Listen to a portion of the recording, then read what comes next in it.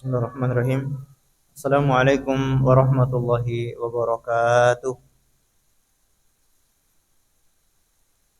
Innal hamdalillah nahmaduhu wa nasta'inuhu wa nastaghfiruh wa natubu ilaihi wa na'udzu billahi min shururi anfusina wa min sayyiati a'malina.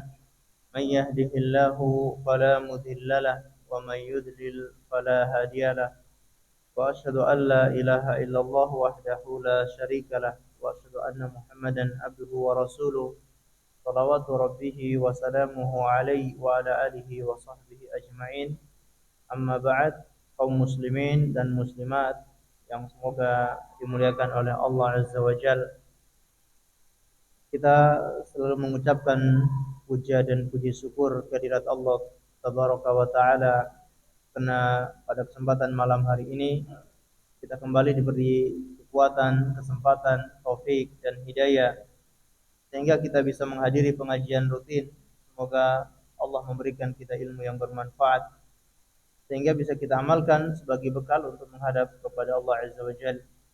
Salawat dan taslim semoga selalu tersampaikan kepada baginda Rasulullah sallallahu alaihi wasallam dan juga kepada seluruh keluarganya, para sahabatnya dan umatnya yang setia mengikuti tuntunannya sampai hari kiamat. Kita akan melanjutkan pembacaan kitab Al-Kabair, dosa-dosa besar, yang ditulis oleh Imam Az-Zahabi rahimahullahu taala. Kita masuk pada Al-Kabiratus Sadisatu Wassittun, dosa besar yang ke-66, yaitu fi man khassa 'abdahu au jad'ahu au 'azzabahu zulman wa baghyan. Nah, dosa besar yang ke-66 yaitu dosa seseorang yang khassa 'abdahu,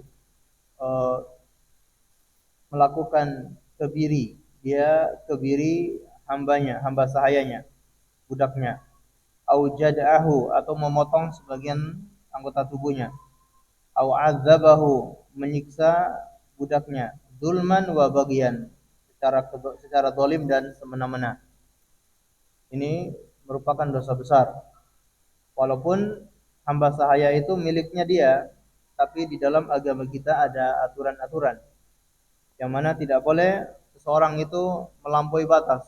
Di antaranya melakukan kebiri ataupun memotong sebagian tubuh budaknya ataupun menyiksanya atau berbuat zalim kepada budak tersebut. Mengenai perbudakan itu sudah ada sebelum datangnya agama Islam. Di masa terdahulu, di masa orang-orang terdahulu, apakah di Amerika, di Eropa, di Persia, di Romawi, bahkan di Jazirah Arab, itu sudah terkenal perbudakan. Begitu datang agama Islam, Islam mengatur bagaimana bermuamalah dengan budak, hukum-hukum apa yang berkaitan dengan perbudakan. Dan agama Islam sangat menganjurkan agar orang-orang itu memerdekakan budak-budak mereka.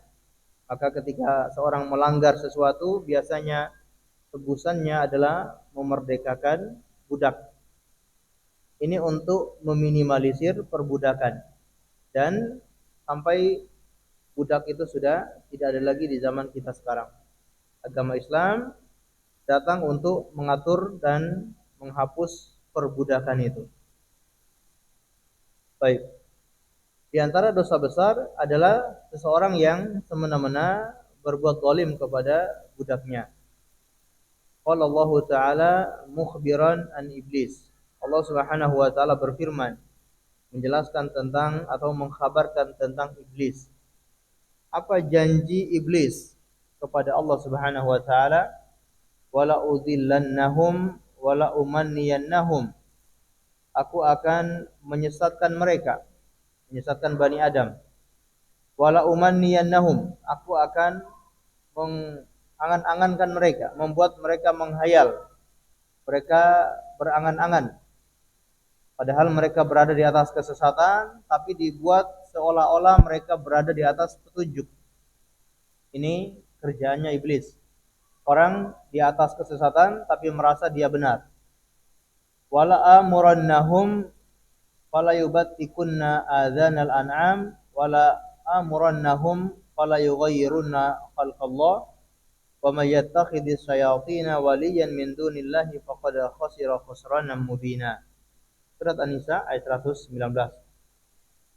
Kemudian kata iblis, wala amurannahum, aku akan perintahkan mereka fala yubattikunna adzanal an'am, untuk memotong-motong atau untuk memotong adzanal an'am, telinga-telinga hewan ternak.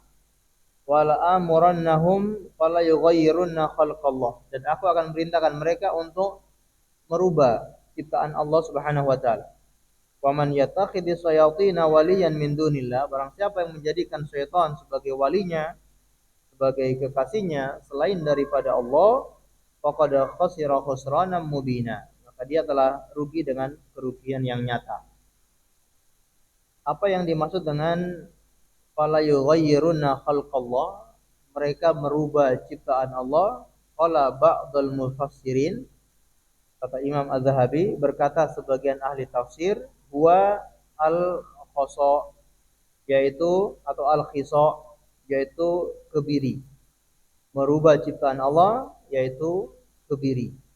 Rawal Hasan an Samurah anna Nabiy sallallahu alaihi wasallam qala man qatala abdahu qatalnahu wa man jada'a abdahu jada'anahu. Baik. Jadi Imam Az-Zahabi rahimahullah membawakan perkataan ulama tafsir yang dimaksud dengan merubah ciptaan Allah adalah kebiri ciptaan Allah Subhanahu wa taala. Ini termasuk dosa besar. Seorang tidak boleh memotong bagian tubuh budaknya, apakah memotong telinganya, memotong hidungnya, memotong jari jemarinya, ataupun kebiri, ya, memotong kemaluannya ataupun memotong bagian kemaluannya sehingga tidak menghasilkan keturunan. Maka ini semua termasuk dosa besar. Adapun kalau untuk hewan, maka diperselisihkan oleh para ulama. Ya, hewan dikebiri, sebagian ulama melarang, namun jumhur ulama membolehkan. Karena ada manfaatnya. Ketika hewan itu dikebiri, badannya semakin gemuk, dagingnya semakin banyak, dia hanya fokus untuk makan. Tapi kalau selain hewan atau selain yang dimakan, maka tidak diperbolehkan. Kebiri kuda misalkan, itu pun dilarang dalam agama kita, karena kuda bukan untuk dimakan, tapi kuda itu untuk kendaraan. Kuda saja dilarang di dalam agama kita, apalagi selain daripada kuda. Padahal kuda itu juga halal dimakan, tapi bukan untuk secara umum, bukan untuk dikonsumsi.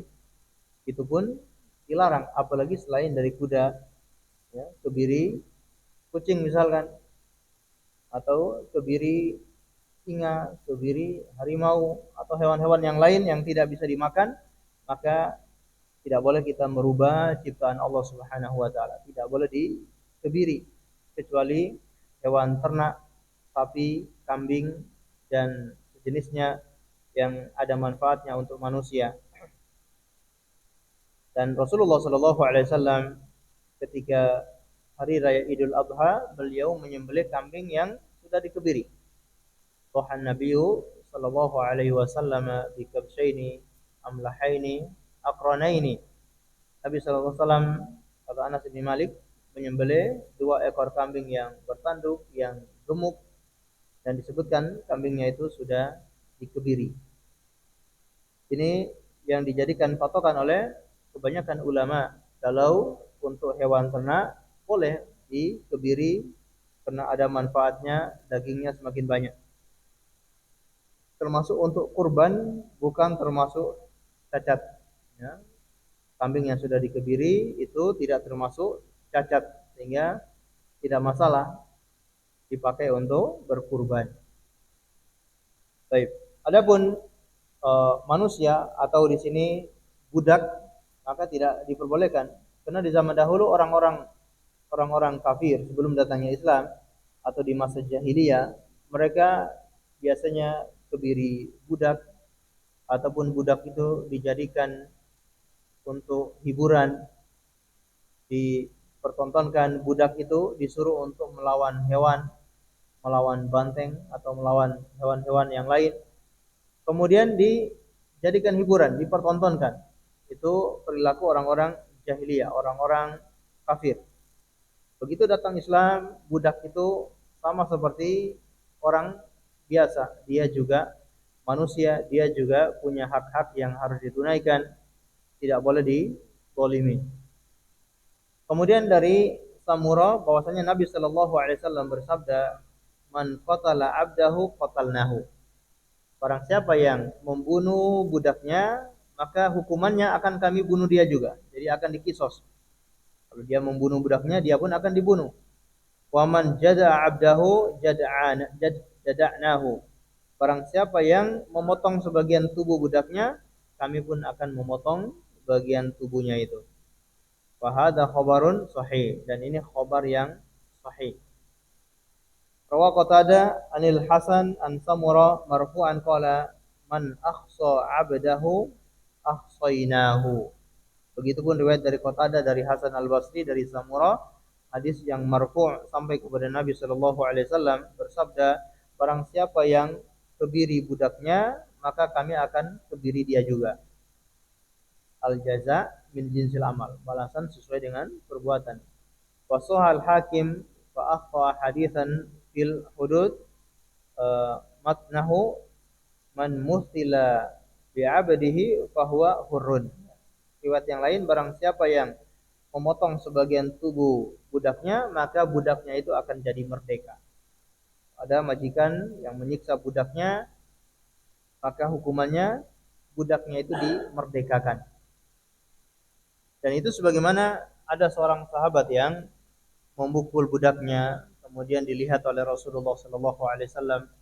Beliau bersabda kepada sahabat ini, sesungguhnya Allah lebih mampu untuk menyiksamu daripada kamu menyiksa budakmu itu. Maka dia pun sadar ternyata yang berkata itu adalah Rasulullah sallallahu alaihi wasallam. Lalu dia pun langsung memerdekakan budaknya itu. Kata Rasulullah, seandainya kalau kamu tidak memerdekakan dia, maka kamu akan masuk neraka. Ini hukuman bagi orang yang memukul ataupun menyiksa budaknya, budaknya sudah merdeka, bukan menjadi budak orang tersebut. Dan juga disebutkan ada seorang wanita, ada seorang budak wanita yang datang kepada Khalifah Umar bin Khattab. Dia mengadukan kalau majikannya menyiksa dirinya. Majikannya menyuruh dia duduk di atas api sehingga mohon maaf membakar kemaluannya. Maka kata Umar bin Khattab, kamu merdeka. Lalu dia bertanya, kenapa majikanmu menyiksamu demikian? Dia menuduh saya berzina. Didatangkan majikannya, ditanya, apakah kamu melihat dia berzina? Kata majikannya tidak. Maka kata Umar bin Khattab radhiyallahu anhu, budak ini merdeka. Baik. Wa fi sahihain man qadhafa mamlukahu uqima alaihi hadda yaumil qiyamah. Barang siapa yang menuduh budaknya berzina, maka akan ditegakkan had pada hari kiamat. Di dunia memang tidak ditegakkan had. Kalau orang merdeka akan ditegakkan had, tapi kalau budak tidak ditegakkan had ketika menuduh budak berzina.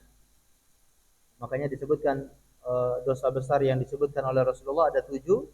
Yang terakhir adalah waqadful muhsanatil mu'minatil ghafilat.